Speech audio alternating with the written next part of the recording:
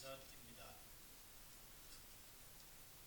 지난 한 주간 동안에도 저희들의 믿음과 삶을 지켜주셔서 다시 이 교회당에 모여 하나님께 예배드리게 하심을 감사드립니다. 우주 만물을 지으시고 주관하시는 하나님께서 친히 우리에게 아바 아버지로 부르게 하셨는데 우리가 무엇을 부러워하고 무엇을 두려워하겠나이까. 본체가 하나님이신 예수님께서 미물에 불과한 사람이 되어 우리에게 오셨는데 우리는 언제나 더 높고 더 강하고 더 많은 것을 추구하며 오히려 예수님보다 더 하나님처럼 살려고 했던 것을 회개하오니 우리의 탐욕과 무지함을 불쌍히 여기시고 하나님과 사랑 앞에 더 낮아지고 더 작아지는 저희들 되게 하옵소서. 차가운 밤하늘에 반짝이는 수많은 별들과 찬란하게 떠오르는 붉은 달도 태양빛을 받아야만 빛나듯이 우리도 하나님의 은혜와 사랑 때문에 존재할 수 있음에 기뻐 뛰며 감사하는 저희들 되게 하옵소서. 주님 오실 날이 가까운 이 마지막 때에 부패한 교회와 일부 지도자들이 세상을 바꾸겠다며 복받겠다고 모여든 수많은 사람들을 끌어모아 거대한 예배당과 많은 재산을 쌓아놓고 권력과 손잡거나 정치적 선동으로 사회를 어지럽히며 세상 사람들의 조롱거리가 되고 있지만 하나님께서 인류 역사와 각 사람의 생사화복까지 주관하심을 믿는 우리들은 자기 자신이 태워지고 녹아 없어지는 빛과 소금이 되어 주님 가신 길을 묵묵히 따라가는 저희들 되게 하옵소서. 너희는 택하신 족속이요 왕같은 제사장이라고 말씀하신 하나님 아버지, 우리들의 틀에 박힌 신앙생활이 유대교인처럼 예수님을 구약시대의 선지자로 제안하고 십자가에서 흘리신 보혈의 공로를 실패한 구속사역으로 폄훼하지는 않았는지 성령 하나님께서 우리의 심령을 조명해 주셔서 개혁하는 교회와 성화되는 성도로 세워주시기를 간절히 기도드립니다. 세상 근심 걱정에 눌리고 환난과 시험 가운데 고통받는 성도들은 말씀과 기도와 찬양으로 다시 새 힘을 얻어 각자 자신을 반석 위의 교회로 세워가며 하나님의 영광을 위해 나아가는 저희 한성개혁교회 모든 성도들 되게 하옵소서.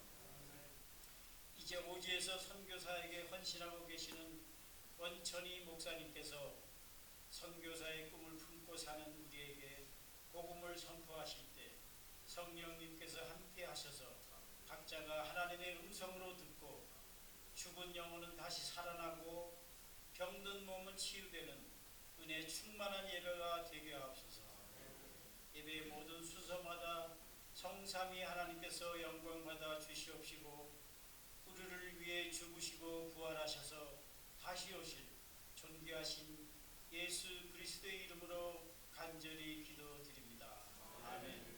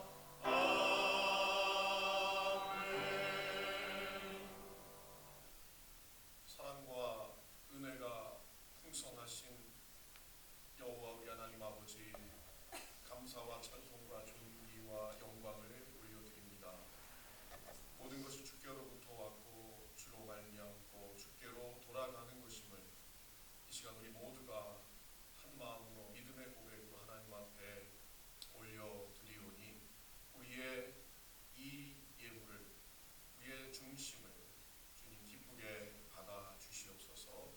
하나님, 이 마지막 시대에 우리 한성개혁교회가 땅끝까지 이르러 내 증인되라고 하시는 주님의 그 명령을 온전히 듣고 순종할 수 있도록 우리의 마음 가운데 성령의 충만함을 허락하여 주시옵소서. 우리 온 성도님들 가정과 사업과 자녀들의 범사 가운데 여기까지 에베네셀로 도우신 하나님 감사합니다. 임마누엘이 되어 주시길 원하며 여호와 이레가 되셔서 우리 모든 앞길 책임지시고 끝까지 견인해 주시기를 원합니다. 주님, 온 성도님들의 마음 중심 가운데 예수 그리스도가 내 삶의 주인이심을 고백하고 감사하고 감격하는 믿음의 귀한 삶을 살아갈 수 있도록 은혜를 허락하여 주시옵소서. 오늘 귀한 우리 예배 가운데 함께 하시며 예배를 온전히 받아주시는 우리 구주 예수 그리스도 이름으로 감사드리며 기도하옵나이다. 아멘. 우리 서신체로 함께 하나님의 말씀을 보도록 하겠습니다. 사도행전 22장 21절 한 절 말씀입니다. 사도행전 22장 21절 신약성경 200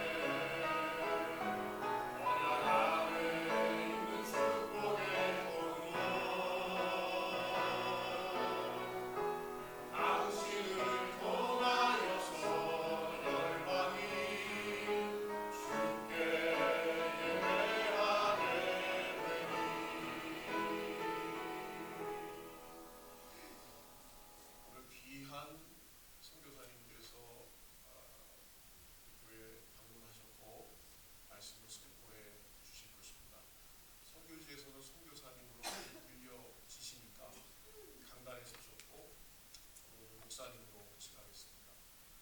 여러분 익히 잘 아시는 오네스포 목사님의 남동생이시면서 교회에서 큰 금액은 아니지만 그러나 저희가 최선을 다해서 몇 년간 선교사님의 선교지에 선교비를 보냈었습니다.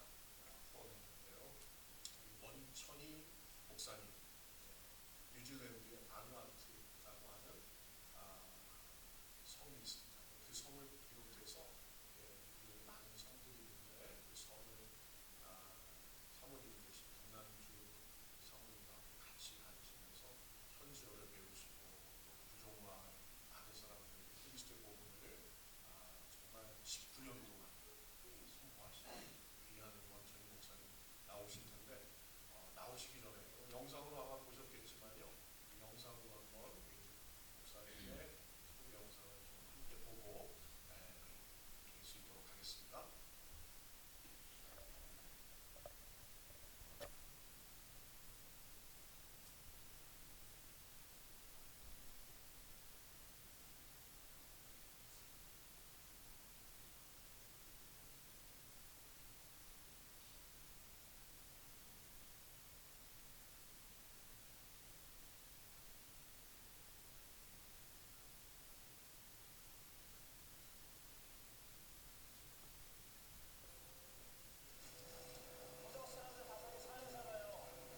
화면 나오나요?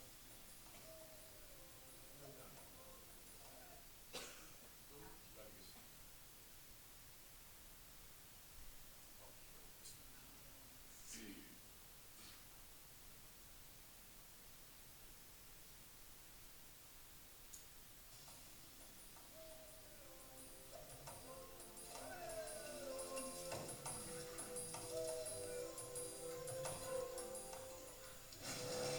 도적 사람들 다섯이 산에 살아요.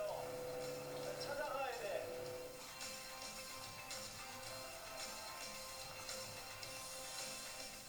저 깊은 산 속에 교회 하나 세우는 것이 어떤 의미인가? 딴딴스월 그렇던데 나의 목표는 다음번에 이 마을을 방문할 수 있는 사람만 만납니다. 부족 사람이 복음을 전할 마지막 사람이고 그 사람이 복음을 전하며 지내오신다. 그래서 하나 계속 올라옵니다.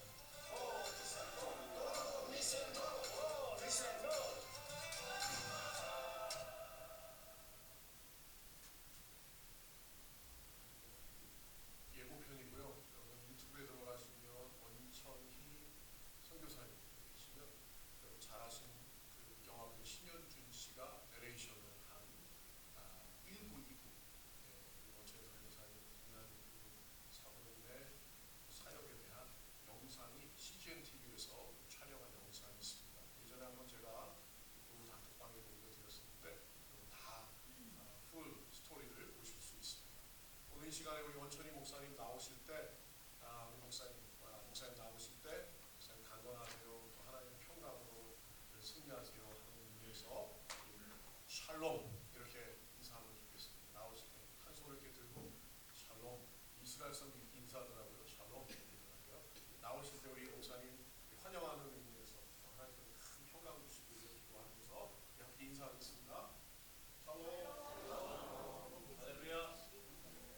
반갑습니다. 또 선교사 원천입니다. 오늘 저희 교회를 방문해서 말씀을 나눌 수 있는 기회로 또 교회와 또 목사님과 또 하나님께 감사의 인사를 드립니다.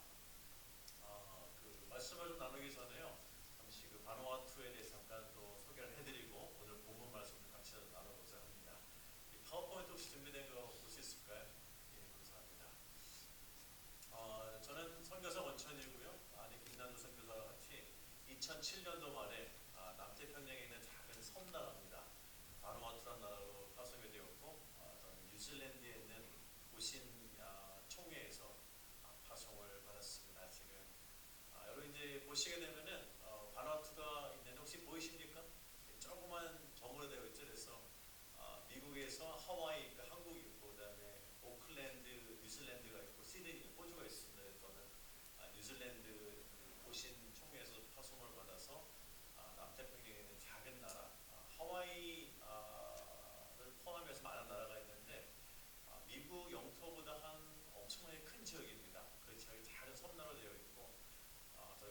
지도에 보시게 되면 이제 색깔이 나와 있는데 그 색깔이 한 나라입니다. 바다 영토까지 포함해가지고 그래서 한 20개 정도의 나라가 어마어마하게 넓은 바다에 흩어져 있습니다. 그래서 아마 웬만한 지도에는 섬이 나오지도 않습니다. 그런 작은 나라들인데 그 중에 한 나라입니다. 바누아투 나라인데 바누아투에 이제 빨간 섬 그런 게 산토 섬입니다. 수도는 포트빌라인데 그 섬에 이제 저희가 하는 부족 선교가 있고 산속에 지도에 보시게 되면 이제 많은 숫자가 나와 있죠. 산속에 있는 선교 지역입니다. 그 하얀 점들은 그 지역 안에 있는 부족 마을들의 숫자입니다. 그래서 100개 정도의 부족 마을이 그 산 안에 있고요. 그래서 이제 선교를 하고 있습니다. 이 구글맵에 잘 나와 있습니다. 이제 예를 들어 12번을 보시게 되면은 이렇게 점들이 나와 있는데 가까운 마을은 뭐 한 30분, 1시간, 2시간 정도 거리가 되고요. 먼 마을은 뭐 반나절, 하루 정도 거리가 됩니다. 그래서 그 지역 안에 여러 개의 마을이 흩어져 있습니다. 여러분 이 사진을 보시니까 느낌이 어떠십니까? 산에 타 올라갔을 때 보았던 사람들의 모습입니다. 저도 많이 당황했습니다. 뉴질랜드하고 호주에서 한 4시간 정도면 갈 수 있는 나라인데 한 나라는 원시 보조개의 모습으로 살고 있고 반대쪽에 오게 되면은 이렇게 살고 있습니다. 여러분 여기에 혹시 제가 보이십니까? 보이시죠? 예. 좀 키가 좀 큰 것처럼 보이시죠?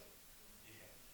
부족들은 키가 작고 몸에 털이 많고 곱슬머리입니다. 그래서 이런 볼펜 같은 것들은 머리에 꽂으면 다 꽂힙니다. 머리나 뭐 턱수염 같은데 그래서 곱슬머리이고 근육질이고 그래서 저기 이제 제가 빨간색으로 했는데 오른쪽 위에 보시면은 나뭇잎색의 빨간 걸 한 거 보이시죠? 그리고 왼쪽 아래 여자분의 빨간 치마가 있습니다. 그 오른쪽에 있는 나무 잎사귀가 왼쪽에 있는 분의 옷입니다. 그래서 집집마다 저런 나무를 심어놓게 되는데 한 앞뒤로 한 5, 6개 정도를 눈 다음에 끈으로 묶습니다. 그럼 여자의 옷이 됩니다. 그래서 이제 저런 부족으로 살고 있고 남자들은 이제 오래전에는 나무 껍질을 찍어서 부드럽게 한 다음에 중요한 곳만 가리고 지금은 이제 천으로 몸을 가리고 있습니다. 추장 취임식입니다. 여러분 그 빨간색 안에 있는 게 혹시 무엇으로 보이십니까? 바로 남태평양에서 아주 성스럽게 쓰이는 동물 돼지입니다. 취임식 때는 돼지를 잡고 돼지 머리 특히 이빨 부분 턱인데요. 이 턱이 한 바퀴 돌아서 나온 원으로 된 이빨이 있는데 그 이빨이 추장의 상징이고 추장의 목걸이입니다. 그래서 이 돼지를 많이 잡아서 놓게 되면은 추장의 권위가 그만큼 많다는 걸 상징하고 있습니다. 그래서 이런 부족의 문화입니다. 다음 거 보게 되면 이제 주거 형태입니다. 나뭇잎 사이를 지나게 되고요. 그다음에 낮은 지붕 높이 태풍으로 인해서 이제 그렇게 되고요. 창문은 없습니다. 문이 앞뒤에 하나씩 있는 그런 구조. 그래서 폭 5m, 길이 10m 정도 되는 그 방 안에서 어두운 곳에서 생활하고 있고 집의 건축의 기본 구조는 대나무입니다. 주식입니다. 청경채 많이 나오고요. 그다음에 카사바 마녀, 그다음에 타로 혹은 토란, 그다음에 양, 마 이런 거를 주로 먹고 있습니다. 뿌리 작물을 많이 먹고 있고 전기가 없는 지역이다 보니까 이 단백질 종류를 많이 못 먹고 있습니다. 그래서 바나나도 뭐 종류가 많죠. 삶아 먹는 거, 쪄 먹는 거, 튀겨 먹는 거, 꺾여 먹는 거, 색깔도 많이 있습니다. 이거를 주식으로 쓰고 있습니다.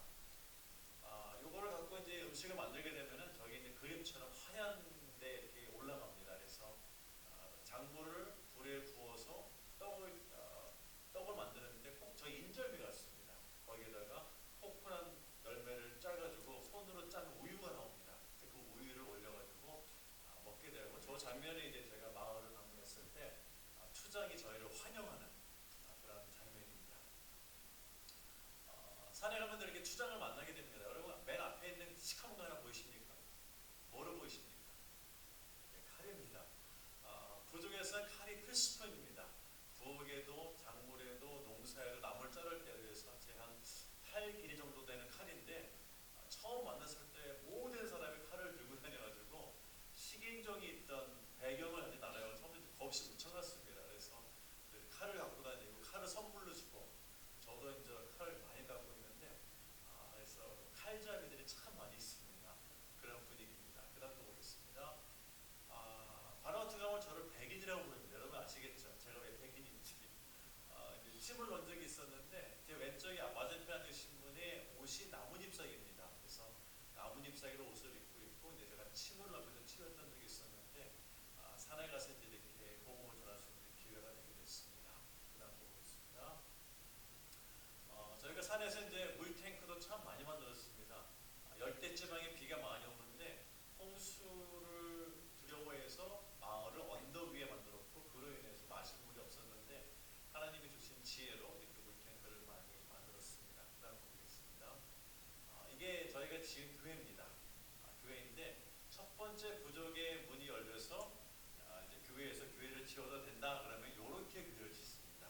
그래서 부족의 마을 집과 똑같은 모습으로 하고 가운데 십자가를 하나 걸었습니다. 그래서 교회의 모습도 부족의 그 문화, 주택 문화와 좀 어긋나지 않게끔 이걸 짓게 됩니다. 그러고 나서 이제 조금 지나가게 되면 저희가 그 부족에서 선교에 대한 협조가 좀 좋아지게 되면은 그 지역에 학교, 유치원, 보건소, 그다음에 기숙사 학교, 교회, 선교사 숙소에서 센터를 짓게 됩니다. 저희는 이제 10개가 넘는 지역이 있고 그 지역들 안에 크기는 약간 다르지만 이렇게 이제 센터를 세우고 있습니다. 그래서 그 센터를 중심으로 주변에 한 8개에서 20개 정도 마을을 복음할 수 있는 거점을 만들게 됩니다.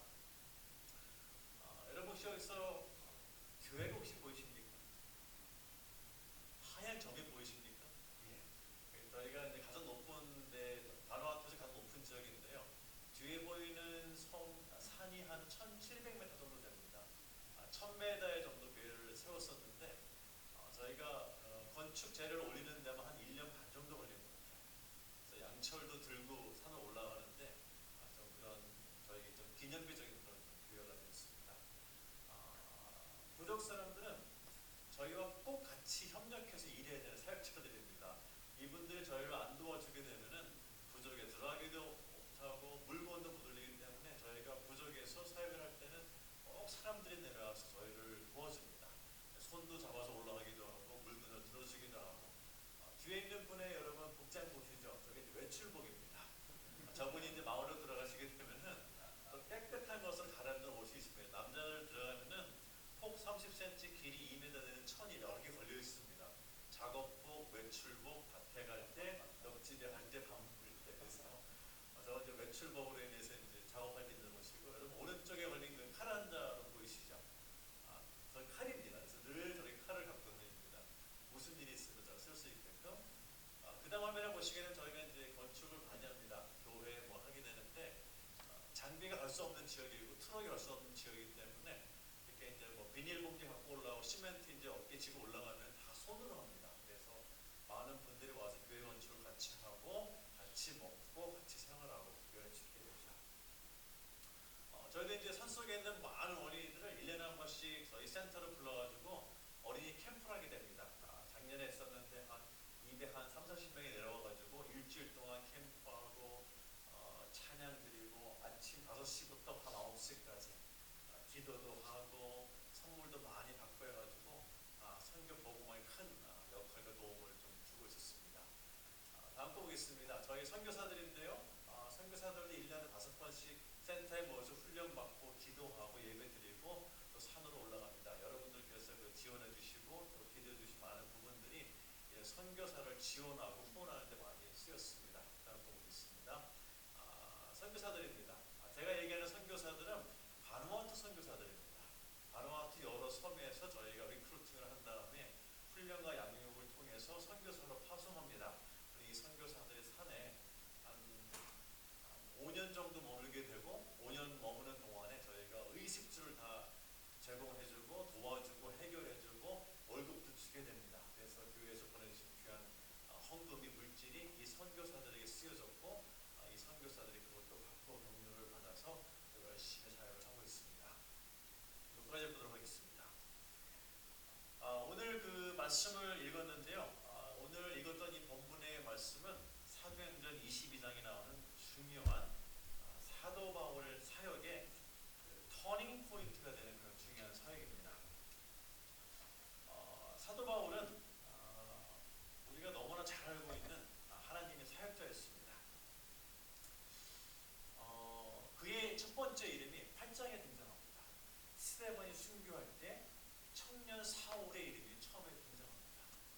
근데 그 장면은 사역자의 순교, 그 다음에 그를 죽이려는 사람, 그래서 동역자가 아닌 적으로 등장합니다. 그리고 8장에 시작되면서 보면은 사울은 제자들을 포함해서 예루살렘에 세워진 모든 교회, 기독교인들을 핍박하는 사람으로 등장합니다. 그가 예수님을 만납니다. 살아계신 그리스도를 만나서 그가 변화되었습니다. 그리고 13장까지 훈련을 받고 조금씩 지내다가 13장에 아마 8장을 읽고 13장을 읽으신 분은 깜짝 놀라실 겁니다. 그가 선교사로 파송을 했습니다.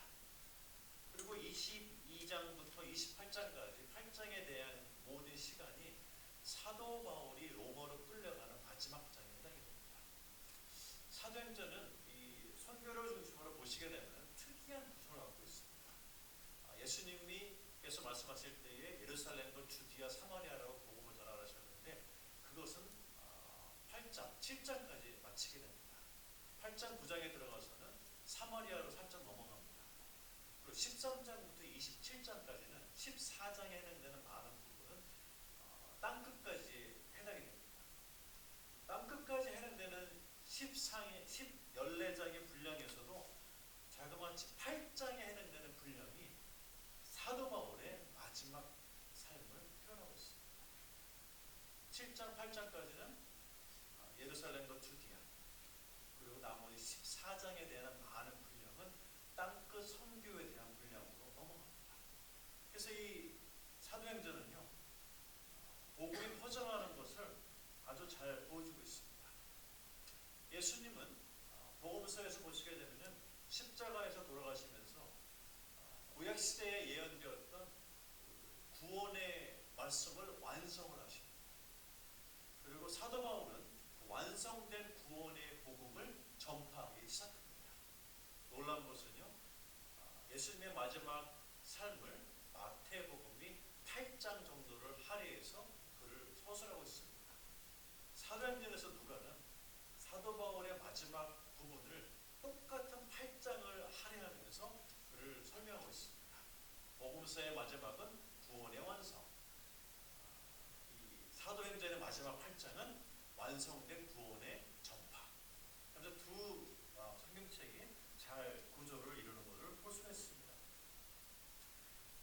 사도 바울은 이 선교사가 되면서 많은 어려움을 겪었습니다. 그리고 지금 이 순간은 유대인에게 잡혀가지고 천부장 앞에 잡힌 상태에서 그는 복음을 전하고 있습니다. 사도 바울이 복음을 전하는 모습을 보게 되면은 사도행전 7장에 나오는 스데반 집사의 모습을 떠올리게 됩니다. 그래서 저는 그런 생각을 했습니다. 어떻게 이 사도 바울이 담대한 그 모습으로 복음을 전하는 모습을 어디서 배웠을까? 그는 7장에서 8장으로 넘어가면서 스데반이 순교하면서 외친 복음을 전하는 순교자의 모습을 보았습니다. 그 순교자의 모습이 사도 바울에게 그대로 나타납니다. 그래서 그가 잡혔습니다. 처음이 아닙니다. 맞았습니다. 처음이 아닙니다. 고난을 당했습니다. 처음이 아닙니다. 그런데 그 순교자의 신앙이 사도 바울에게 그대로 사라졌습니다. 거기에 예수님의 부름을 받는 그 사명도 그 안에 있었습니다. 그는 어려움을 당했습니다. 그러다 그는 믿음으로 외쳤습니다. 지금이 그때야. 복음을 전하면 어려움이 올 거라고 했었는데, 고난이 있을 거라고 했었는데, 그는 그렇게 믿었습니다. 지금이 그때야 하면서 그걸 받아들입니다. 지금이 그때야 하면서 도망간 것이 아니었고 그것을 받아들였습니다. 그리고 나서 그는 이제 천부장 앞에 서게 되었습니다. 일대천의 싸움입니다. 8장에 등장하는 사도 바울의 모습을 보게 되면 젊은 청년의 아주 탁월한 군인이었습니다. 아마 사도 바울이 예수님을 만나지 않았고 그대로 군인에 있었다고 하게 되면 아마 천부장보다 높은 사람이었을 것입니다. 좋은 학교를 다녀서 공부를 했고 청년 때 탁월한 리더십을 가졌고 총독의 편지를 가지고 모든 지역을 다니면서 하면서 사람을 잡을 수 있는 권한을 주었다고 하게 되면은 이 사람은 이때쯤 됐으면은 천부장보다 더 높은 지위에 있었을 것입니다. 이제 그 사람 앞에 섰습니다. 천부장의 얘기를 들으면서 이거 일대 천의 싸움이다. 그 주변에 그를 도울 자가 없었습니다. 하지만 그는 담대했습니다. 담대한 설교가 사도행전에 3개 등장합니다. 오순절이 지나고 베드로와 제자들이 오순절 때 설교합니다. 그 설교를 듣고 마음에 찔려 그들이 회개하여 3,000명이 복음 앞에 무릎을 꿇습니다. 스데반도 설교를 합니다. 그래서 그는 베드로의 설교와 다르게 이를 갈며 스데반을 불로 쳐 죽입니다. 세 번째 설교가 사도 바울의 설교입니다. 그가 유대인과 천부장 앞에서 증언하며 설교를 하자 그들이 22절에 듣다가 소리 질러 가로되 하면서 그를 죽이고자 합니다. 세 번의 설교 가운데 한 번은 3,000명의 구원에 있었고 두 번은 죽임을 당하는 순교의 설교였습니다. 사도 바울은 그 순교의 설교에 들어갑니다. 그가 복음을 전하기 시작했습니다. 아주 유용합니다. 이때가 사도 바울의 나이가 65세 전후였다고 선교학자들은 얘기하고 있습니다. 그러면서 이 22장부터 28장까지 사도 바울에게는 4번의 기회가 찾아옵니다. 그러면서 사도 바울은 4번의 기회 중에 한 번만 사용을 하게 되면은 그는 자유스럽게 풀려날 수 있습니다. 하지만 사도 바울은 그 4번의 기회를 모두 다 복음을 전하는데 쓰고 있습니다. 왜 그랬을까요? 저는 이 부분이 참 궁금했습니다. 그리고 묵상하면서 21절에 나왔던 떠나가라는 말씀, 그 떠나가라는 말씀이 사도 바울에게는 어느 정도의 부름이었을까?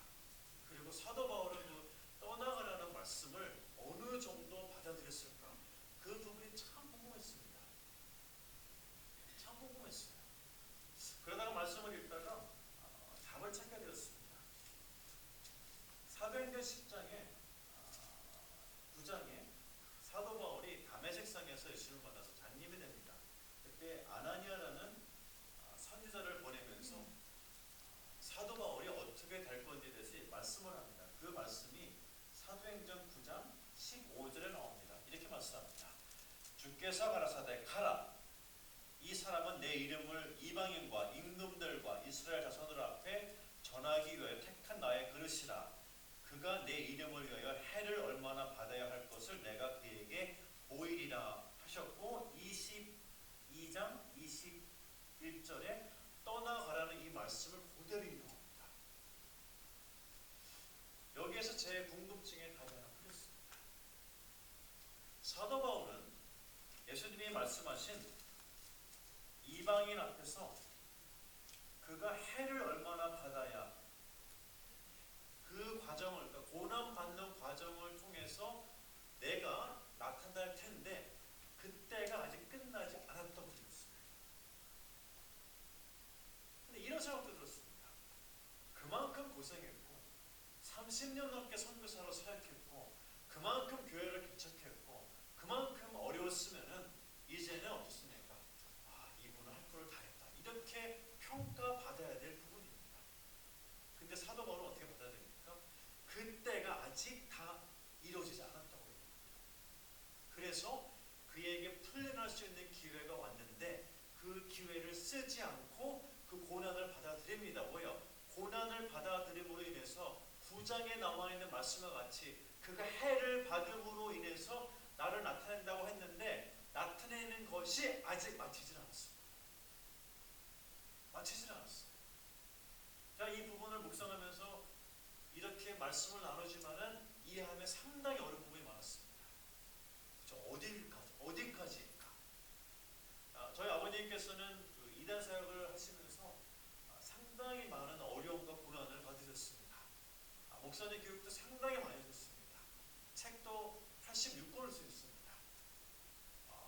제가 본 많은 목사님들 중에 저희 아버님 같은 분이 없으신 것 같아요. 근데 열심히 사역을 하시다가 복음을 위해서 이단 사역하시다가 감옥도 가신 적이 있습니다. 근데 감옥에 가셔도 책을 쓰셨어요.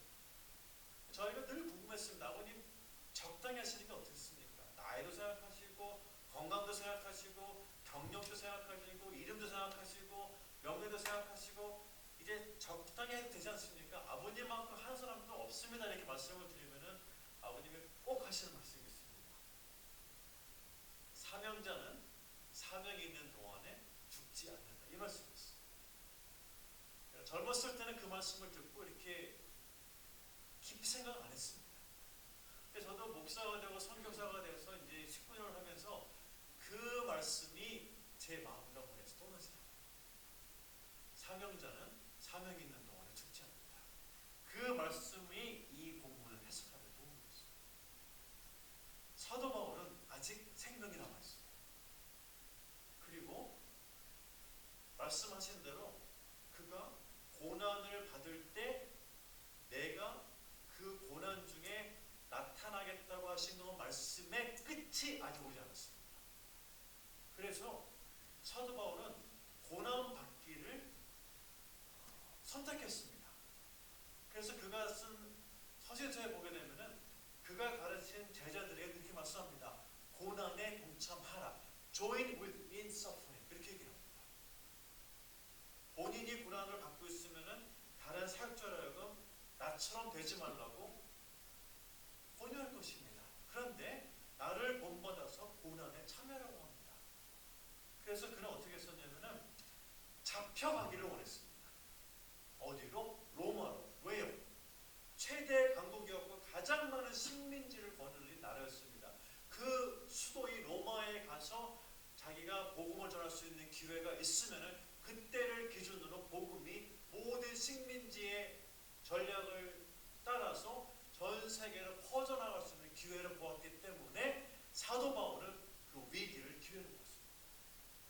왜요? 사명 있는 동안에 죽지 않는다고 했고 아직도 이방인에게 복음을 전하라고 해서 떠나라고 했는데 떠났지만은 완성이 안 됐습니다. 그 완성을 이루는 길이 바로 고난이었고 고난을 받아들여야만이 예수님의 이름이 알려지는 것을 사도 바울은 알았습니다. 그래서 그는 그거를 택했습니다. 이 부분을 여러분 어떻게 하십니까? 저는 오랜 시간 동안 반대를 위했습니다. 저는 사도 바울의 나이에 집중했습니다. 65세, 67세 그 사이입니다. 사도 바울에게는 이것 외에도 좋은 선택이 있었습니다. 그것은 무엇이었을까요? 사도 바울은 이때까지 약 30개 정도의 교회를 개척했습니다. 지금으로 치면 7개 나라에 30개 정도의 교회를 개척했습니다. 제자들보다 더 많은 곳에 교회를 개척했습니다. 저는 이 부분을 보면서 그런 생각했습니다. 그 벨레스 총독 앞에서, 가이사 앞에서, 아그리파 왕 앞에서 한 번쯤은 내가 미안하다라고 얘기를 하고 풀려난 다음에 저 같았으면은 제가 개척한 30개 교회 중에 한 곳을 택해서 조용히 그곳에서 은퇴했을 것입니다. 그리고 내가 가르쳤던 많은 제자들 중에 한 명을 택해서 그 사람의 돌봄을 받으면서 노후를 보냈을 것입니다. 어디였을까요? 그곳이 에베소 교회입니다. 거기 누가 있습니까? 디모데가 있습니다. 성경책을 읽어보게 되면 그게 세상의 흐름입니다. 30개 교회 개척했고 7개 나라의 복음을 전했고 수많은 사람의 제자를 키웠고 책도 많이 썼습니다. 그러면 적당하지 않습니까? 네, 적당합니다. 뭐를 위해서요? 은퇴를 위해서. 그럼 어떻게 했습니까? 그 모든 분을 다 물리쳤습니다. 다 모든 교회를 넘겼습니다.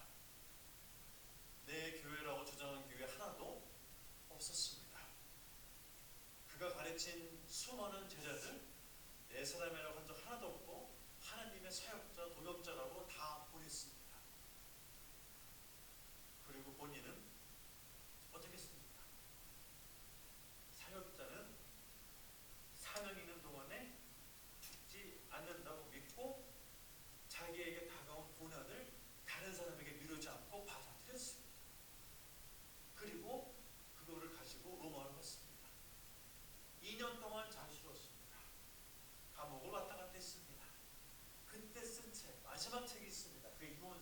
뭡니까? 디모데후서입니다. 디모데후서를 보게 되면은 사도 바울의 탁월한 영성이 등장합니다. 그리고 그가 추웠습니다. 그리고 가장 사랑했던 제자 중에 한 명, 디모데가 어려움을 당했습니다. 근데 디모데후서를 보게 되면은 어떡합니까? 디모데에게 내가 감옥에 있듯이 너도 앞으로 죽을 거다 하면서 고난에 동참하라고 합니다. 저는 사도 바울의 쓴 서신서 중에 디모데후서가 가장 성령 충만하고 성령의 권능이 뛰어난 책이라고 믿습니다. 선교제 가서 책을 읽어보니까 그 의미가 너무 놀랐습니다. 너무 놀란 거예요. 너무 놀랐습니다. 그러한 사도 바울의 받은 말씀 뭐였습니까? 떠나가라. 그랬습니다. 저도 목사로 연수받고 뉴질랜드 사역하면서 작은 일로 인해서 떠나게 되는 사건이 있었습니다. 2006년도에 인도로 나갔습니다. 단기 선교로 나가서 사역을 한 다음에 마지막 날 이렇게 많은 사람이 있는 데서 간증을 하게 되었습니다. 거기는 한 1800년도 후 중반에 영국 선교사들이 세운 큰 교회가 있었습니다. 거기에 판디타 라마라라는 분이 인도 분으로 선교사가 되어 성경을 번역하고 있던 그런 기억이 있습니다. 그 2,000명이 넘는 그 목조 건물 공원입니다. 상당히 큽니다. 아마 한 40m 곱하기 100m 정도 되는 2,000명이 앉을 수 있는 목조 건물이었습니다. 고모원들에게 성경을 가르쳤는데 사도행전 말씀을 가르쳤습니다. 사도행전 2장입니다. 오순절의 사건이었죠. 근데 이 10살 채 정도 되는 이 부어 소녀가 너무 궁금했습니다. 어떻게 기도하면은 사도행전과 같이 성령 충만해서 방언할 수 있을까?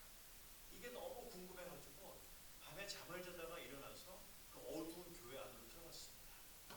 그 당시에는 힌두 사람들이 고아된 애들을 잡아다가 파는 그런 사건이 많았기 때문에 고아원에서 잠자는 애들 숫자를 세봤습니다. 한 명이 없었습니다. 초롱불을 들고 고아원을 다녔습니다. 큰 교회에서 불빛이 나는 걸 보았습니다. 사람들 교회 안으로 들어갔습니다. 교회에서 기도하고 있는 그 소녀가 보였는데 불에 타고 있는 거예요. 걸어갔습니다. 불에 타고 있는 게 더 선명하게 보입니다. 연기가 나서 나가요. 불만 내려옵니다. 사도행전 2장 1절 4절의 말씀이 그 소녀에게 그대로 보였습니다. 불이 내려와서 불 가운데서 기도하고 있었습니다. 고원에 있는 모든 사람들이 교회에 모였습니다. 다음날 해가 떴는데 주변 힌두 마을에서 고원에 있는 교회를 보니까 불이 교회로 내려오는 것이 보였습니다. 감옥인데 물을 떠다가 교회 안으로 들어갔습니다. 힌두 사람들이 물통을 들고 기르게 보면은 교회 안에 문을 열면서 교회 쓰러지게 나오기 시작합니다. 사도행전과 똑같이 있습니다. 회개하면 그들이 쓰러집니다. 그때로부터 2달 동안 회개와 부흥의 기도가 묵디라는 마을에 시작이 되면서 인도 전역으로 퍼져납니다. 1901년 2년도 웰스 아이리시에서 시작된 부흥이 인도를 거쳐서 뉴질랜드, 호주를 거쳐서 미국을 거쳐서 한국에 1907년도에 평양 대부흥이 일어났습니다. 그 부흥의 흐름 가운데 그 지역에서 일어나는 곳이 제가 갔던 단기 선교 지역이었습니다. 선교를 마치고 간증을 나누고 듣고 있었는데 제 왼쪽에 음성이 들려왔습니다. Leave your comfort zone. 너의 안전지대를 떠나라. 한 번 들려왔습니다. 2번 들려왔습니다. 저는 두려웠습니다. 말씀을 전할 때 하나님의 음성에 민감하라고 그랬고 음성을 들으면 순종을 하랬습니다. 직접 음성을 들으니까 저는 불안했습니다. 왜 떠나지? 한국을 떠나서 뉴질랜드를 가서 안수받아서 잘 지내고 있는데 떠났다고 생각했는데 또 떠나라는 말씀이었습니다. 그 다음날 인도 시내에 나가서 둘러보고 있는데 이번에는 음성이 아닌 제 앞에 배너가 하나 이렇게 지나갔습니다. 들려오는 메시지는 뭐였냐면은 Commit your life to me. 너의 삶을 나에게 드려라. 헌신하라. 이런 뜻이었습니다. 그때 저도 불안했습니다. 목사로 안수받아 사역한 지 11년이 되었는데 저는 헌신했다고 생각했습니다. 드렸다고 생각했어요. 근데 하나님의 음성은 그게 아니었습니다. 너의 삶을 나에게 드리라. 이런 음성이었습니다. 그런 음성을 듣고 선교지에 나가게 되었습니다. 선교지에 딱 나갔는데 저는 사역을 하러 간다고 생각했습니다. 선교 사역, 그래서 선교사, 선교의 사역을 하는 사람을 나갔습니다. 딱 나갔는데 사역이 안 됩니다. 가장 중요한 거 놓쳤습니다. 생존입니다. 너무 달라요. 열대지방, 원시부족, 더운 날씨, 고온 다습, 하루에 샤워를 7번을 해도 나오면은 땀인지 물인지 구별이 안 나요. 먹는 거, 입는 거, 자는 거 너무 수준이 낮았습니다. 선교를 못할 것 같아요. 여러 가지 시도해봤습니다. 접촉점은 안 생깁니다. 너무 달라요. 한국과 뉴질랜드 공통점이 많습니다. 한국과 미국 공통점이 많습니다. 잘 지내십니다. 그러다가 추장과 주술사가 있는 부족사회로 들어갔는데 공통점이 안 보입니다. 제가 가졌던 모든 지혜와 지식과 경험을 쓸 수가 없습니다. 관심사가 다릅니다. 그렇게 문화에 가본 적이 없었습니다. 그래서 가고 싶었습니다. 1년 전에 선교를 하기 전에 들었던 많은 선교사들의 간증, 본능, 역사, 기적, 교회 개척 하나도 저한테 일어나지 않았습니다. 실망스러웠습니다.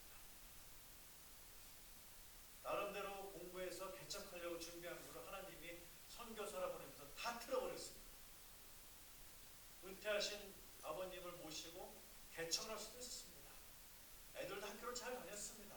저에게도 미래가 있었습니다. 저도 양복 입고 구두 신고 다녔습니다. 가서 모든 게 다 바뀌었습니다. 선교가 안 됐습니다. 하나님이 원망스러웠습니다. 나를 잘못된 장소에, 잘못된 시간에 나를 절로 보내야 되는데 일로 보낸 게 아닌가, 그러한 상황에서 돌아가려고 생각하고 있었습니다. 근데 너무 미안한 거예요. 파송받았는데 가족을 데리고 다 왔는데. 그래서 그때 결단한 게 있었어요. 결심했습니다. 1년은 저를 위해서, 저와 가족을 위해서, 1년은 파송교회를 위해서 2년만 버티자, 이 생각이 제 안에 있었습니다. 여기까지 왔는데 어떻게 기냐는 아무리 그래도. 그때 나무 아래 앉아가지고 불평이 많은 사람에서 야, 선교 참 안 된다 하고 있을 때 하나님의 메시지가 왔습니다. 뭐라고 하냐? 너는 지은 죄가 많아서 선교가 안 돼. 이런 음성이 들어왔습니다. 여러분 지금 말씀드리면서 마음이 편하시죠? 저는 그때 그 말을 듣고 아직까지 한 대 맞은 게 생생합니다. 약간의 느낌을 갖기 위해서 여러분에게 실습을 부탁드리겠습니다. 옆에 분을 보시면서 눈을 부릅뜨고 한번 쳐다보세요. 너는 지은 죄가 많아서 되는 게 하나도 없어. 얘기해보세요. 너는 지은 죄가 많아서 되는 게 하나도 없어. 그 말을 탁 들었는데 제 안에서 아멘이 안 나오고 화가 또 확 올라왔습니다. 내가 지은 죄가 많아서, 그렇게 내가 지은 죄가 많으면 하나님 나를 보내지 않으면 될 거 아닙니까? 선교 갈 사람이 여기에 그렇게 없습니까? 왜 죄 많은 나를 보내서 이제 나한테 그럽니까? 또 제가 변명했으면 내가 목사인데 저 사람보다 제가 적으면 적었지 왜 나보고 몰아냅니까? 이 생각이 드니까 회개가 안 일어나요. 억울함이 일어납니다. 내가 여기 오려고 희생하면서 헌신하면서 놓고 버리고 온 게 얼마인데 그거에 대한 가치는 하나도 인정을 안 해주고 선교가 안 된다고 내가 지은 죄가 많다고 하는 어떡합니까? 이런 억울함이 올라오면서 화가 더 올라옵니다. 그러고 있을 때 제 눈앞에 요만한 사진 한 장이 올라옵니다. 딱 올라왔는데 제가 지은 죄였어요. 언제 어떻게 지은 거는 모르는데 제 것인 건 제가 알겠습니다. 그걸 딱 보여주는데 제가 불평부모의 순간에 딱 얼어버렸습니다. 그리고 나서 제가 지은 죄가 제 눈앞에 교회 음성으로 메시지로 책에서 등장했습니다. 하나님의 임재와 성령의 능력과 성령의 권능이 선교를 나가면서 제 근처에 왔는데 죄가 제 눈을 막아버렸습니다. 영적인 눈. 누가복음 24장에 엠마오의 두 제자가 나타납니다. 눈이 다쳤습니다. 예수와 하루 종일 걸었습니다. 음성을 들었습니다. 가르침을 받았습니다. 그런데 그를 알아보지 못하고 나서 떡을 떼어 축사사 그들의 눈이 열려 그를 알아보더라 이렇게 나옵니다. 똑같은 현상이 나타났습니다. 죄가 내 안에 마음에 양심에 눈에 귀에 삶에 있자 내 주변에 있는 하나님의 임재와 존재와 성령의 능력과 권능을 감지할 수 있는 영적인 느낌이 완전히 사라져버렸습니다. 마비되어버렸습니다. 감각이 없습니다. 느낌이 없습니다. 그런 상태에서 선교를 나가게 됐습니다. 죄가 많아집니까? 성령의 능력과 권능이 사라집니다. 죄가 내려갑니까? 능력과 권능이 올라가기 시작합니다. 이거를 몰랐습니다. 저는 제가 깨끗한 줄 알았습니다. 그렇지 않았습니다. 그리고 선교를 하고 있는데 이것이 부족한지 하나님은 저에게 또 그랬습니다. 두 번째 펀치를 내셨어요. 나 선교 안 되지. 너는 기도를 안 해. 네 기도에는 간절한 게 없어. 그때도 저는 억울했습니다. 하나님, 제가 기도를 하면은 저 사람 나보다 더 하지. 내가 목사인데 왜 나보고 기도 안 한다고 합니까? 그 모든 것이 드러나기 시작했습니다. 저는 선교사로 나갔을 때에 완성된 줄 알았어요. 왜? 파송받았기 때문에. 왜? 준비된 사람으로서 인정받아서 나왔기 때문에 완성된 줄 알았고 가면 선교가 되는 줄 알았습니다. 근데 하나님께서는 벌써 그게 정반대였습니다. 완성 없습니다. 준비된 자 없습니다. 그거를 깨닫게 하셨습니다. 산에 올라갔습니다. 부족의 복음을 전하기 위해서 딱 올라갔는데 제가 온다는 소식을 듣고 여러 사람들이 산 넘고 강 건너 제가 도착한 마을에 왔습니다. 딱 왔는데 저에게 그럽니다. 제가 선교사님 온다고 얘기를 들었는데 제가 아픈데 치료해달라고 딱 봤는데 제가 헛기가 넘어갔습니다. 왜요? 저한테 올 사람이 아니에요. 병원에 가야 될 사람이에요. 근데 제 앞에 왔어요. 그리고 저한테 갈급한 마음으로 기도해달래요. 하나님이 저에게 데려다 준 환자, 저에게는 위기였습니다. 이런 생각이 들었어요. 야, 하나님이 이렇게까지 선교를 만드시는구나. 이렇게까지 나를 어렵게 하시는구나. 그런 생각이 들었어요. 왜요? 그분은 간절했습니다. 간절했어요. 많은 주술사한테 다녔습니다. 가슴에 보니까 주술사들이 만들어준 약초가 몸에 붙어 있었습니다. 그거를 빨아내 잎사귀를 붙여가지고 천으로 했는데 한쪽에 있는 걸 뜯어냈는데 한쪽 가슴보다 3배 크고 이미 피고름이 터져가지고 흐르고 있었습니다. 몸을 만지지도 않았는데 이미 뜨거운 열기가 제 손에 느껴집니다. 저도 겁스났습니다. 이걸 어떻게 해? 내가 건드려서 사고 나면 어떡할까? 이런 생각이 들 정도였습니다. 교회 사역하면서 저는 기도하면서 사람을 치료해본 적이 없었습니다. 그리고 아프시면 어떡합니까? 병원 있죠. 의사 있죠. 약이 있죠. 간호사 있죠. 그 다음에 담임 목사, 그 다음에 접니다. 제가 갈급할까요? 안타깝습니다. 환자가 더 아픕니다. 그러면 어떡합니까? 다른 목사님을 찾나요? 다른 기도를 찾나요? 다른 의사를 찾습니다. 다른 약을 먹습니다. 한국도 나갑니다. 저 뉴질랜드도 마찬가지입니다. 의료진이 약하고 경험이 없고 시간이 많이 걸립니다. 어떡합니까? 다 한국 나갑니다. 치료받고 돌아옵니다.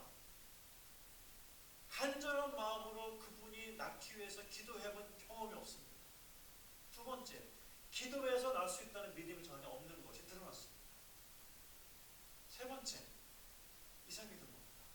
저 사람이 여러 명의 주술사를 거쳐가지고 안 나서 나한테 왔는데 저 사람의 눈엔 내가 어떻게 보일까? 저는 백인 주술사입니다. 그러니까 제가 해서 안 나면 어떻게 될까요? 또 다른 주술사를 합니다. 그러면 저의 신앙과 기도가 복음의 걸림돌이 될 것 같습니다. 그래서 기도를 못하겠어요. 저 사람은 간절히 산 넘고 강 건너서 기도해서 낫기를 원했는데 저는 간절히 그 위기를 벗어나고 싶었어요. 돈을 줬습니다. 내려가서 차 타고 병원으로. 제가 앞으로 약을 줬습니다. 이거 먹으라고. 핑계를 냈습니다. 산에 올라오더라고 내가 힘들으니까 내일 오라고. 그리고 그날 밤에 잠을 잤는데 잠이 안 옵니다. 밤에 밖에 나왔어요. 하늘의 은하수가 무진장 많습니다. 하늘을 바라보는데 한숨이 나고 눈물이 나옵니다. 이런 고민이 나와요. 내가 선교사인가?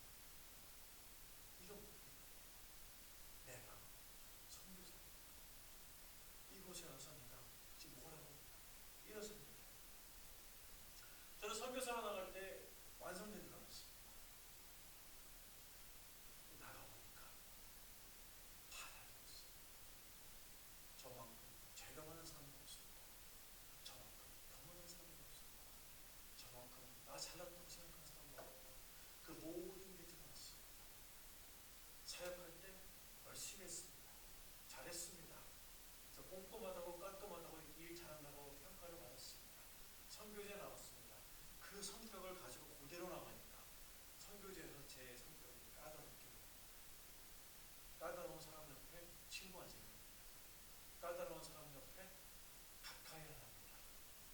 하나님은 성품도 바꾸기로 하셨어요. 성격도 바꾸기로 하셨어요. 말도 바꾸기로 하셨어요. 너무 모는 상태에서 선교를 하니까 내 눈에는 왜 선교를 하는데 사람들이 안 만날까? 그 사람들 보기에는 야 사람 까다로운 사람한테 다 피해갔습니다. 정반대의 역사였습니다. 그거를 못 본 저였습니다.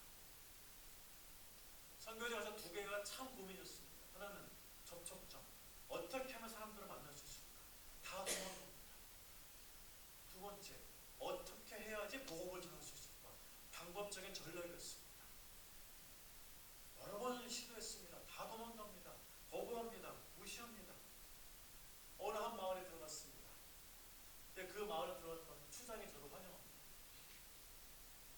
앉으래요. 저와 제 팀을 앉혀놓고 나서 설명한 다음에 저에게 음식을 줬습니다. 대부분 저는 음식을 받으면 그냥 먹습니다. 근데 그날은 받은 음식인데 보고 싶어요. 궁금했습니다.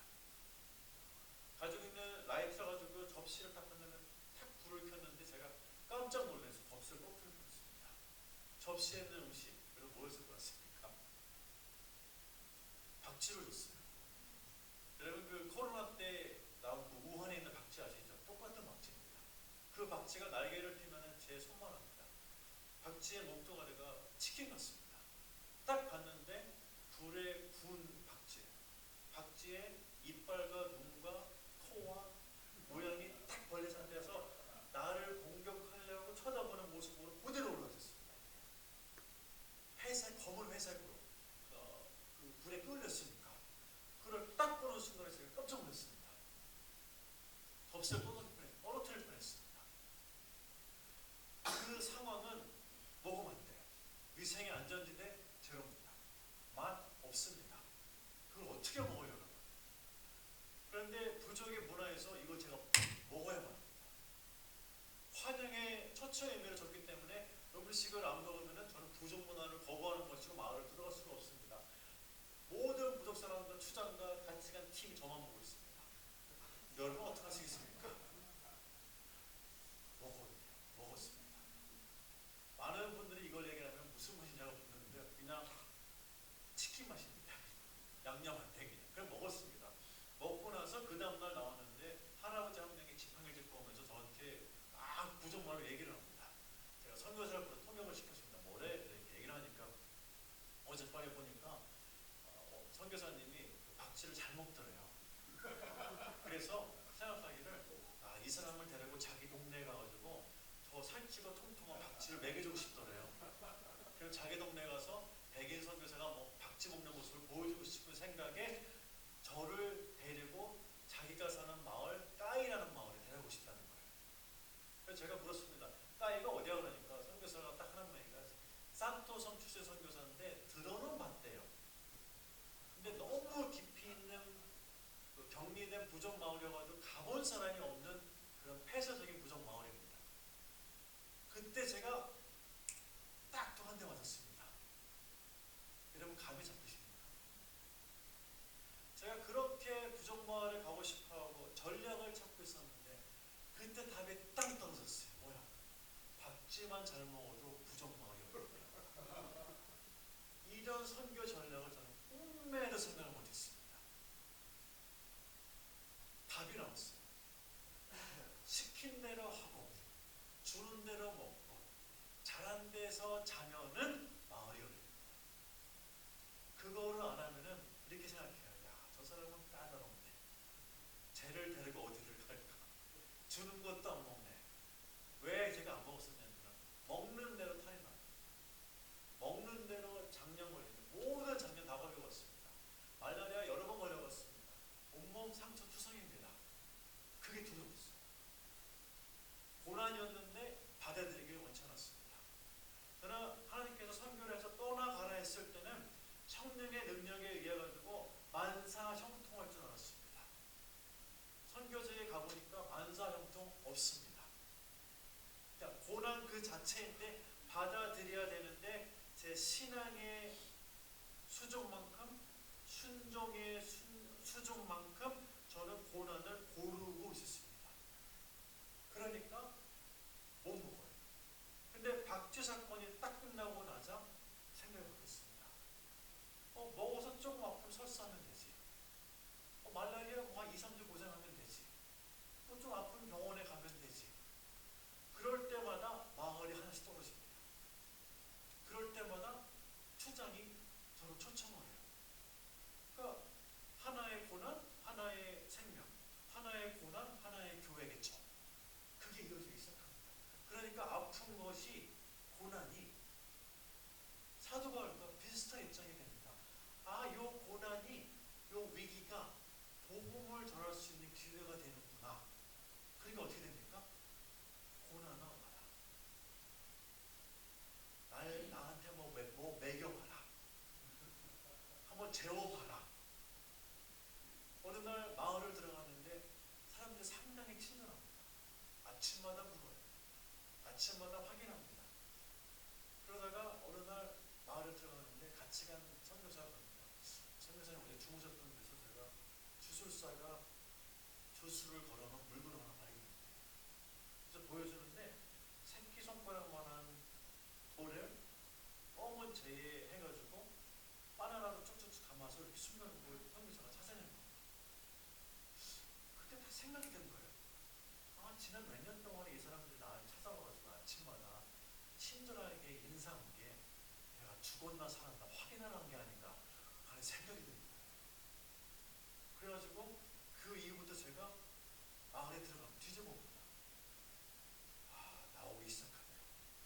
이만한 뼈에서부터 요만한 것까지 돌, 뼈, 나무까지 해가지고 수없이 나왔습니다. 그 추장원들 오면은 너는 저 집에서 여기서 자야 돼. 저를 VIP 대접하는 줄 알았습니다. 됐습니까? 주술사가 주술을 걸어놓은 거를 여기다 걸고 여기다 걸고 땅 파놓은 다음에 거기서 자다가 죽어봐. 이거였습니다. 그래서 사람들이 아침에 오면은 특별히 물어봅니다. 여러 사람이 물어봅니다. 잘 있나 안 있나. 그걸 나중에 알고 보니까 이게 기도가 보통 필요한 게 아니라 생각이 들었습니다. 저는 선교가 건강하면 할 줄 알았습니다. 많이 있으면 나눌 줄 알았습니다. 근데 물질이 있고 물건이 있어서 나눠주려고 하니까 사람들이 벗고 지내는 사람들, 우리처럼 많이 필요한 게 아니에요. 물건을 안 받으려고 합니다. 마을로 들어가면 도망다닙니다. 마을 한번 들어갔습니다. 들어갔는데 탈수가 나가지고 제가 너무 힘들었습니다. 들어가서 쉰다고 쉬었는데 제가 그날 못 나오고 그냥 자버렸습니다. 아침에 일어났는데 몸이 너무 아픈 거예요. 일어날 수가 없습니다. 생각이 들었어요. 내가 아파서 선교를 다 못하고 내려가지는 못하겠구나 생각이 든 겁니다. 근데 제가 아픈 거를 부족마을에서는 해석을 달리했습니다. 어떻게 했을까? 백인 선교사가 자기 부족마을에 들어와서 아파서 죽으면 어떻게 될까? 이게 걱정된 겁니다. 우리 마을에 저주가 내린다고. 그래서 어떻게 됐을까요? 제가 누워있는 2, 3일 동안에 부족마을 모든 사람들이 제가 잠자는데 들어와가지고 아프지 말라고 먹을 거 다 갖고 갔습니다. 일어나라. 건강하라. 제가 건강해서 힘이 있어서 들어갈 때는 다 도망가다니만은 제가 아파서 누워있으니까 숨어있는 사람까지 다 찾아옵니다. 숨어있는 사람까지. 제가 이 선교 전략을 보였어요. 약할 때 강하, 대신. 그래서 건강하고 풍족하고 많아야지 성도가 될 줄 알았는데 그 반대였어요. 제가 뭘 배웠습니까? 적당히 없을 때 은혜합니다. 적당히 아파야지 간절해집니다. 적당히 부족해야지 은혜가 넘칩니다. 차고 넘치기 시작하는 순간부터 교만이 쌓이기 시작합니다. 기도의 간절함이 사라지기 시작합니다. 그래서 고난이 나의 힘이 되는 것입니다. 고난이 나의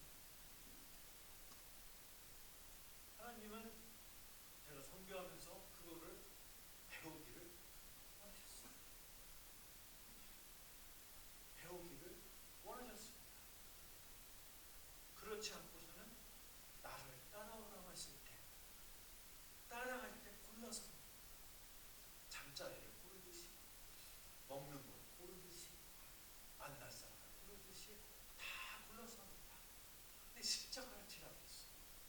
나를 부인하라 했습니다. 뭘 부인합니까? 내가 좋아하는 것을 부인합니다. 내가 먹고 싶은 것을 부인합니다. 내가 잘하고 싶은 것을 부인합니다. 다른 사람에게 복음을 전하기 위해서 내가 해야 될 것을 안 합니다. 내가 쓸 것을 안 합니다. 언제부터 희생이 시작됩니까? 내가 순종함으로 인해서 나에게 손해가 발생할 때가 순종이라는 것을 다시 배웠습니다. 내가 다른 복음을 위해서 무엇을 함으로 인해서 나에게 희생과 손해가 발생합니다. 그때가 순종으로 들어가는 첫 번째 발걸음입니다. 저는 이거를 오해했습니다. 하나님은 저에게 그거를 가르치기를 원하셨습니다. 많이 아팠습니다. 힘들었습니다. 그러자 사람들이 저를 위해서 기도합니다. 눈물을 흘리면서 기도합니다. 간절히 기도합니다. 지난 5월달에 생선을 먹고 어두에 걸렸습니다. 여러 번 아팠는데 정말 아팠습니다. 아마 그때 적당한 치료를 받지 못했고 하나님의 은혜가 아니었으면 오늘 저는 오늘 말씀을 전하는 자리에 쓸 수 없었을지도 몰랐습니다. 병원에 있다가 퇴원했는데 잠깐 기력이 회복됐을 때 모든 사람에게 다 메일을 보냈습니다. 위독합니다. 기도해 주세요. 죽을 것 같습니다. 기도해 주세요. 메일을 보냈습니다. 그리고 2, 3일 있다가 오후에 쉬고 있는데 느낌에 몸이 이상해요. 그냥 푹 쓰러졌습니다. 그리고 조금 있다가 꿈을 꿨는데 꿈에서 잠을 자고 있는 제 모습이 보입니다. 저였습니다. 저는 그걸 보고 있는데 누워있는 게 아니고 숨을 안 쉬는 것처럼 이렇게 보고 있는데 음성이 들려옵니다. 영어로 들려왔어요. I am calling you. 내가 지금 너를 부른다. 음성이 들려오면서 음성이 빛과 같이 왔습니다. 그리고 빛이 오면서 저를 덮고 있는 큰 바위가 빛의 선으로 드러나기 시작했습니다. 그리고 그 음성이 들려오면서 빛이 강해지면서 그 바위가 사라졌습니다. 그리고 눈을 떴어요. 제가 고백했습니다. 아, 내가 죽지 않고 살았다. 그때 간절히 기도해 주신 여러분들 감사합니다. 여러분의 간절한 기도를 하나님이 응답하셨습니다. 그리고 다시 살아났습니다. 지팡이를 짚고 걸어 나오는데 한 2주 정도의 시간이 걸렸습니다. 햇빛을 다시 보았습니다. 다시 걸었습니다. 제 눈에 보이는 모든 것이 또 한 번 달라 보이기 시작했습니다. 사랑하는 성도 여러분, 저는 오늘 여러분들에게 제가 여러분에게 주는 마지막 설교라고 믿고 설교하고 있습니다. 우리는 못 만나면 천국으로 여러분 믿으십니까? 그러면 저도 제 설교에 간절함이 있고 듣는 여러분도 들을 때 간절함이 있습니다. 간절함이 있습니다. 저는 한국을 떠나 26세 뉴질랜드로 왔습니다. 여러분은 미국으로 오셨습니다. 떠나실 때 이 교회를 목표로 오실 분 계십니까? 없을 것입니다. 오늘 주보를 보다가 이거 보게 됐습니다. Become a missionary. 선교사가 되어라.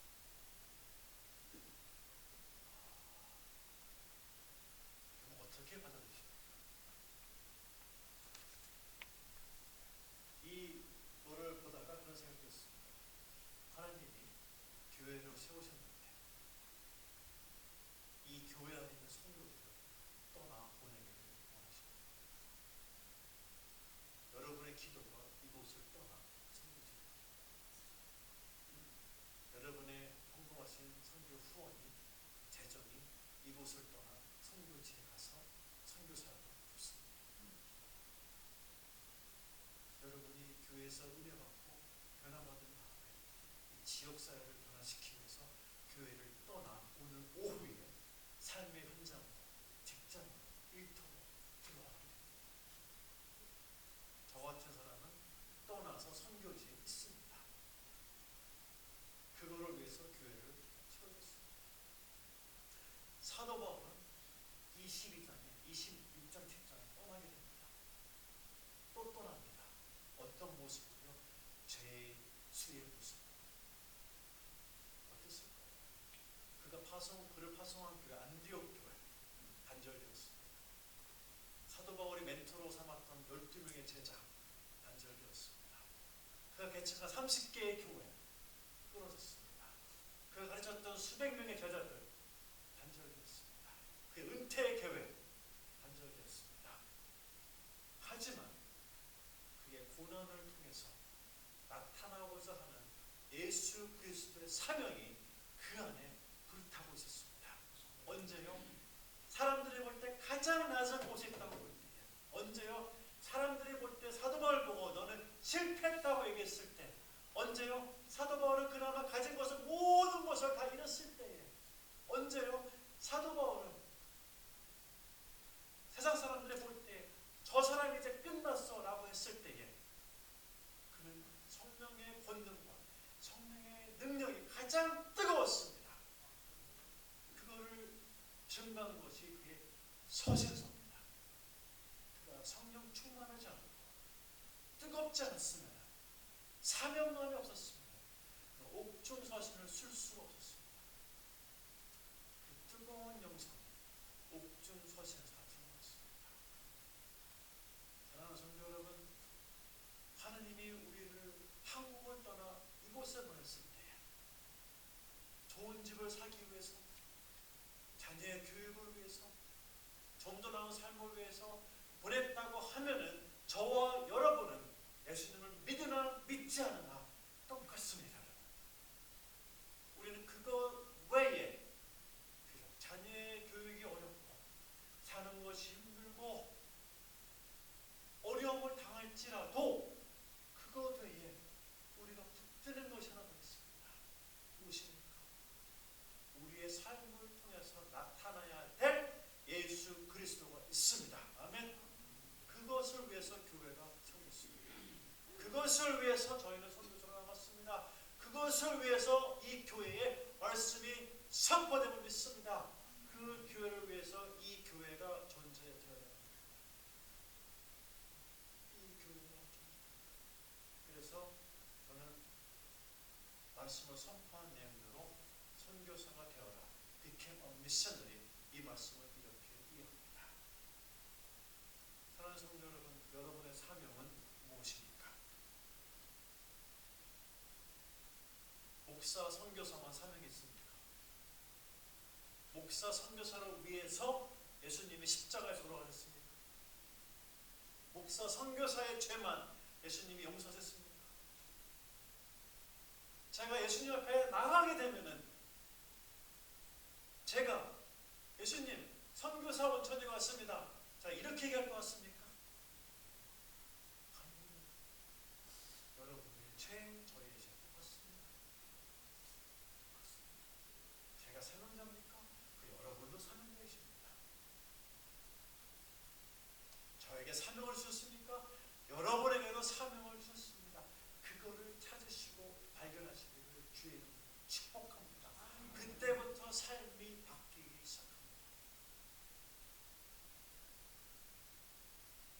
제가 이런 말씀 드리면 이런 질문을 많이 받습니다. 내가 나이가 들어서. 저는 이렇게 말씀드립니다. 사명자는 사명 있는 동안에 죽지 않는다. 사도 바울 좋은 일이 있습니다. 저희 부족 선교사 중에 아나토분 중에 91세대 분이 계십니다. 당뇨, 고혈압 다 갖고 있습니다. 85세까지 교회 본사 사역을 아름답게 마무리했습니다. 그가 마무리하기 1년 전에 부족 선교 얘기를 들었어요.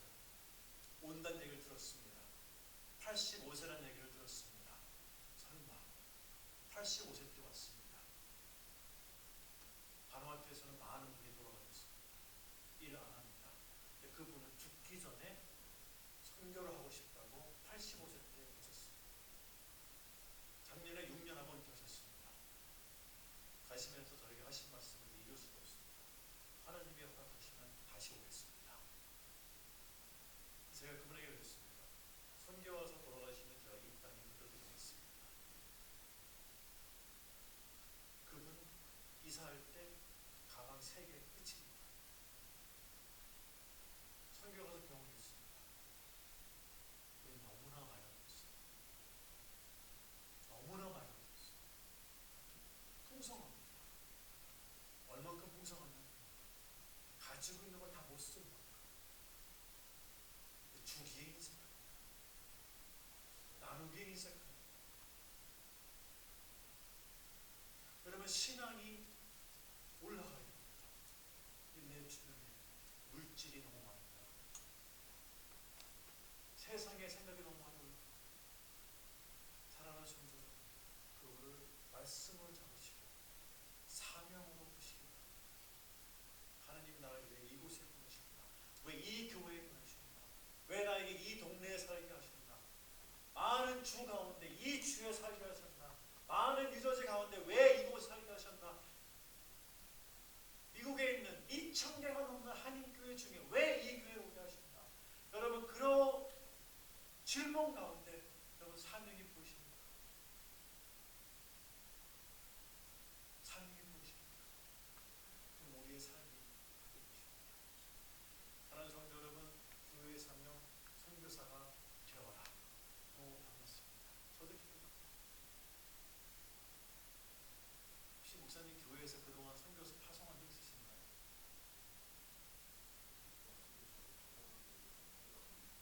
혹시 저같이 해외 나가신 분 있나요? 아직 없으십니까? 아 그래요. 알겠습니다. 무리한 질문을 드렸습니다. 다음에는 여러분이 파송한 선교사가 돌아와서 여러분에게 말씀을 전하기 축복합니다. 기도하겠습니다. 하나님 감사합니다. 주의 이름으로 말씀을 나눴습니다. 하나님 사도 바울을 부르셨듯이 우리도 부르심을 믿습니다. 사도 바울을 떠나 보내셨듯이 저희도 떠나 보내심을 믿습니다. 사명이 있음을 믿습니다. 삶이 바뀌기를 원합니다. 감사합니다. 우리를 사랑하시는 예수님, 이곳까지 오게 하셨는데 감사합니다. 감사합니다. 사랑합니다. 예수님의 이름으로 기도드렸습니다.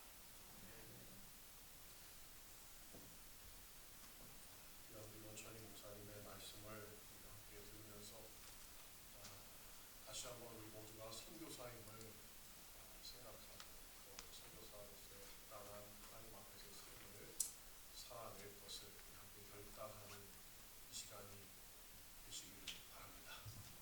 저희 집안에 선교사님이 한 분 계세요. 목사님들이 여러 분 계시는데 이만열 선교사님이라고 사이판 선교사님이셨습니다. 홍콩에서 선교하셨고 저희 이모 할아버지가 되시는데 91세까지 현지 선교사였습니다. 은퇴 안 하시고요. 사이판에서 투병 중에 거기서 언젠가 마치시겠다 그러셨는데 결국 자녀들의 권유로 한국으로 돌아오셨고 한국에서 자녀를 그렇지만 끝까지 이곳에 남기를 원하셨었어요. 아까 우리 목사님 말씀하신 것처럼 사명이 있는 한 죽지 않는다. 이모 할아버님께서도 이렇게 말씀하셨었습니다. 제가 제자훈련 받을 때 옥한 목사님이 그러시더라고요. 아프지도 말고 죽지도 말아라. 그 끝에 사명이 있다면 하나님이 살리시고 또 사용하실 것이다. 이렇게 말씀하셨었는데 오늘 그 말씀 다시 한번 우리 목사님 말씀을 통해서 각인이 되어집니다. 여러분 고난받는 것이 되게 위기라 말씀하신 그 말씀 오늘 목사님의 말씀을 간증을 통해서 우리 가슴 가운데 잘 새겨질 줄 믿습니다. 우리 함께 옆에 계신 분에게 함께 이렇게 고백하십시다. 나의 고백으로 고난을 두려워하지 마세요. 목소리가 작아지시네요. 다시 한번 고난받는 것을 주저하지 마세요. 고난은 유익입니다. 내가 약할 때 하나님의 강하심이 드러나고 그래서 하나님의 복음의 역사가 편만해질 줄 믿습니다. 아멘이십니까? 다 같이 일어나셔서 우리 공동체 고백하시고 찬송 후에 목사님께서 축도해 주시도록 하겠습니다. 우리 공동체 고백 함께합니다. 주여 믿음을 더하소서, 서로 사랑케 하소서, 충성케 하옵소서. 나의 힘이 되신 여호와여, 내가 주를 사랑하나이다. 예수님의 이름으로 기도합니다. 아멘.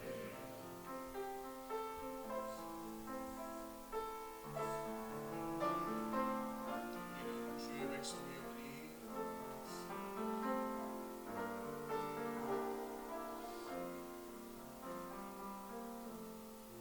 우리는 주의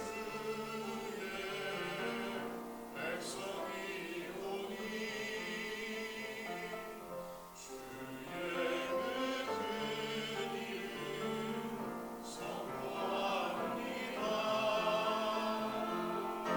이곳 어두운 세상에 빛으로 부르셨네. 주의 얼굴 구할 때 역사하소서.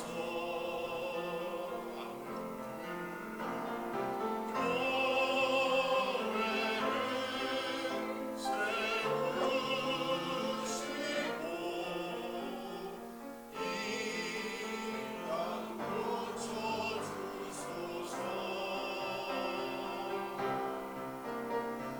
주님 나라 임하시고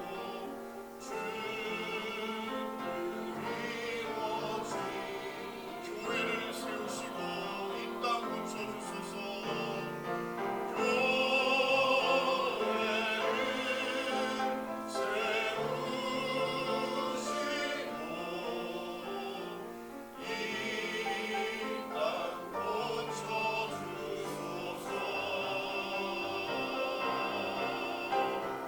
주님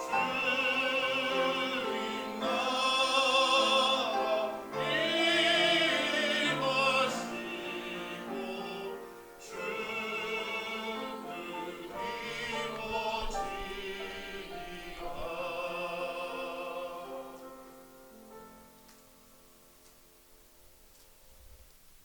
지금은 주 예수 그리스도의 은혜와 하나님의 사랑과 성령의 교통하심이 오늘 말씀을 듣고 사명을 회복하며 땅끝까지 복음을 전파하기 원하는 한성개혁교회에 지금부터 영원까지 함께 있을지어다.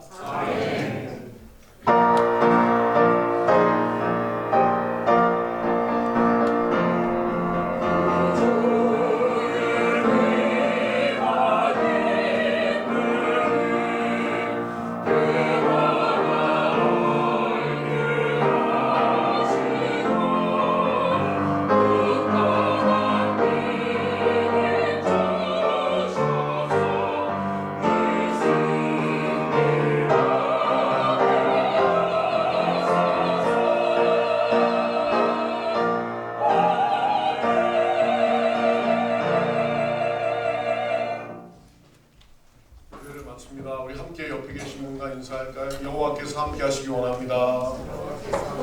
복 주시기 원합니다.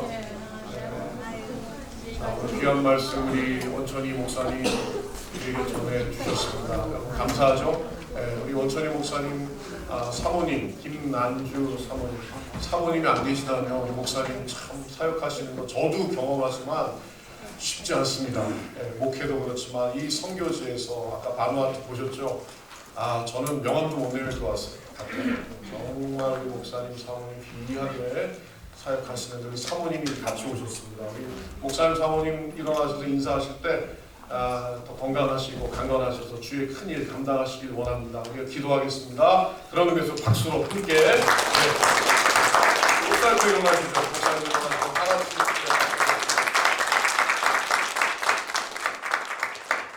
감사합니다. 네. 오늘은 열린 공동체입니다. 여러분 나눔 공동체가 아니니까 편안하게 같이 식사하실 분들하고 앉으셔서 말씀 나누시면서 식사하시면 좋겠습니다. 다음 주일 우리 오후 1시에 창립 감사 공동체 찬양제가 있습니다. 오늘 열린 공동체지만 각 공동체별로 다음 주일에 있을 찬양제를 위해서 곡을 선정하시고 또 준비해 주시면 감사하겠습니다. 3월 24일 화요일 오전 10시에 우리 교회에서 러브 뉴저지 월예배가 있습니다. 여전도회에서 식사를 위해서 준비해 주시겠습니다. 너무 감사드립니다. 또 오늘 어떤 저를 아는 권사님께서 좀 이 도네이션을 해주셨어요. 저는 잘 모르는데 그 권사님께서 전주 수제 초코파이 잘 아세요? 네, 그게 여기 이제 수입을 했는데요. 공장에 있는데 그 박스를 몇 개를 저한테 주셨어요. 그래서 제가 보니까 유통기간은 3월 18일까지입니다. 오늘 3월 8일이니까 열흘이 남았습니다. 네, 얼마 남지 않은 거 목사님 가져오셨군요. 여러분 그래도 먹을 수 있잖아요. 그리고 그 냉장에 넣으셔도 되고 오래 드시려면 냉동에 넣으시면 오랫동안 드실 수 있다고 하니까 그냥 초코파이하고는 다르더라고요. 그래서 여러분 가정별로 이렇게 박스가 되어 있는데 하나의 박스에 5개씩 들어있어요. 그래서 제가 보니까 우리가 한 32가정 되는 것 같은데 일단 내려가셔서 가정별로 하나씩 가져가시면 좋겠습니다. 예, 그리고 이제 주중에 우리 이성수 집사님, 김미아 권사님, 또 강윤택 집사님, 이미안 집사님 이제 한국으로 출타하시게 되는데요. 오랫동안 한 달 정도 체류하실 겁니다. 기도해 주시기 바라고, 또 이용훈 집사님도 이번 주중에 이제 아르헨티나로 가셔서 잘 아시는 것처럼 오페라 공연이 아르헨티나에서 있습니다. 그래서 여러분 오랜 동안 우리가 또 뵙지 못할 수 있을 겁니다. 그래서 여러분 기도해 주시길 바라고, 예, 우리 말씀드린 이성수 집사님 내일, 우리 강인택 집사님 내일, 이용훈 집사님 이렇게 한국을 가시건 아르헨티나를 가시건 저희는 항상 우리가 어느 곳을 가든지 우리가 한성개혁교회고 하나님 우리의 공동체에 귀한 교회들로 세워주셨기 때문에 우리가 거하는 곳이 선교지라고 확신합니다. 여러분이 거하는 곳에서 선교사로서의 그 사명을 잘 감당해 주시기를 부탁드리겠습니다. 자, 오늘 좀 처음 오신 분들이 계시는데요. 제가 조남은 알지 못하나 이렇게 이쪽에 2분 계시고 아까 이쪽에 한 분 앉아 계셨었는데 가셨나요? 가셨어요? 예. 아까 우리 한 분이 여기 앉아 계셨었는데 예배 마치시고 바로 가신 것 같습니다. 뒤에 2분이 오늘 선교사님 말씀 듣기 위해서 오신 걸로 제가 말씀드렸는데요. 잠시 자리에서 일어서시면 우리 환영하도록 하겠습니다. 환영의 박수로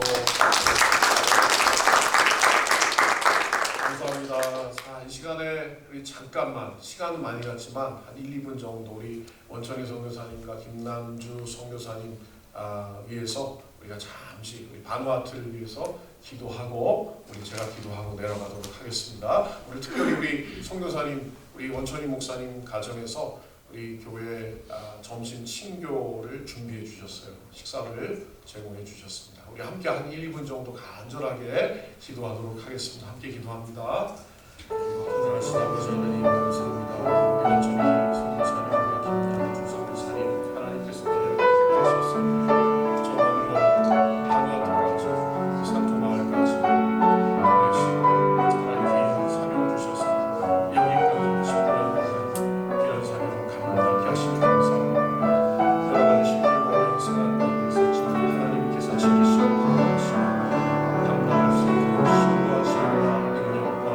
은혜를 함께 주시면서 감사합니다. 앞으로 나가는 우리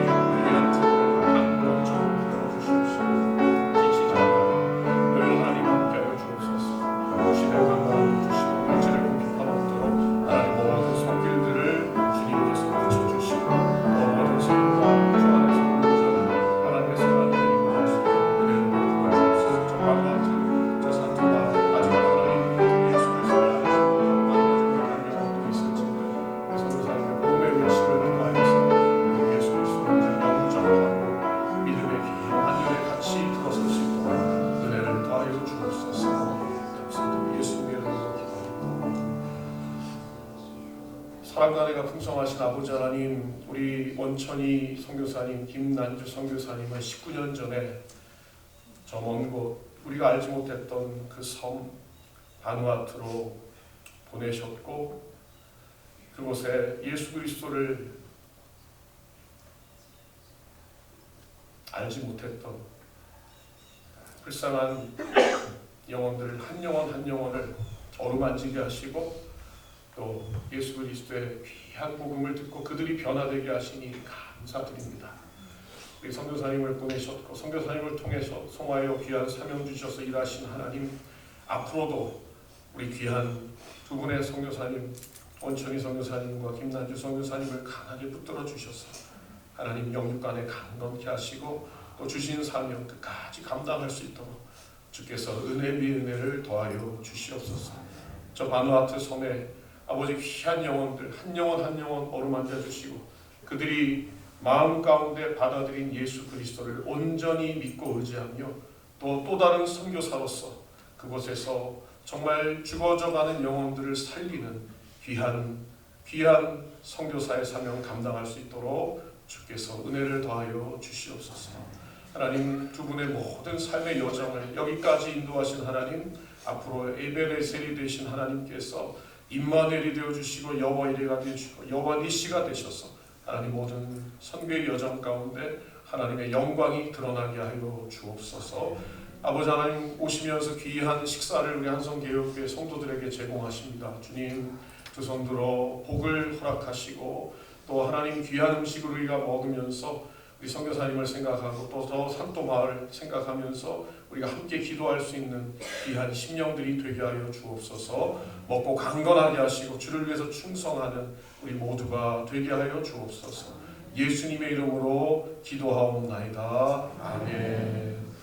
우리 인사하시면서 내려가실 때 잠깐만 우리 선교사님, 사모님 먼저 앞에 내려가서 서시고 같이 인사하시고 여러분 내려가세요.